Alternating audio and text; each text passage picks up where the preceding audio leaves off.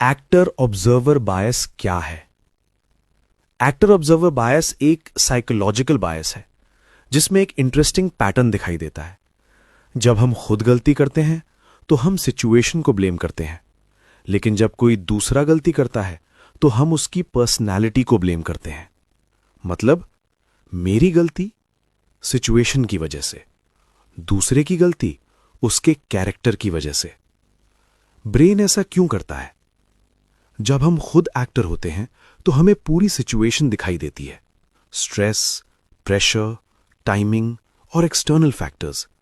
लेकिन जब हम ऑब्जर्वर होते हैं, यानी हम किसी दूसरे को देखते हैं, तो हमें उनका इंटरनल कॉन्टेक्स्ट नहीं पता होता। इसलिए ब्रेन एक सिंपल एक्सप्लेनेशन बना देता है, वो ऐसा ही है। Pin point, real life examples.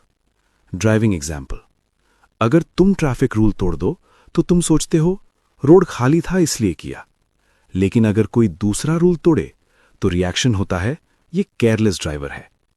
Exam example, अगर तुम एग्जाम में फेल हो जाओ तो एक्सप्लेनेशन होता है पेपर टफ था, लेकिन अगर कोई दूसरा फेल हो जाए तो जजमेंट होता है उसने पढ़ाई नहीं की। वर्क प्लेस एग्जाम्पल, अगर तुम लेट आओ तो तुम कहते हो ट्रैफिक बहुत था, लेकिन अगर कोई और लेट आए तो रिएक्शन होता है ये इररिस्पॉन्सिबल है। Warning, hidden impact. Actor observer bias की वजह से मिसअंडरस्टैंडिंग्स बढ़ सकती हैं, अनफेयर जजमेंट्स हो सकते हैं और कॉन्फ्लिक्ट्स भी बढ़ सकते हैं, क्योंकि हम दूसरों को जल्दी जज कर लेते हैं। स्टॉप, इससे कैसे बचें? जब भी किसी को जज करने का मन करे, अपने आप से पूछो, क्या मुझे पूरी सिचुएशन पता है? अगर मैं उसी सिचुएशन में होता तो क्या करता? ये एम्पैथी बढ़ाता है।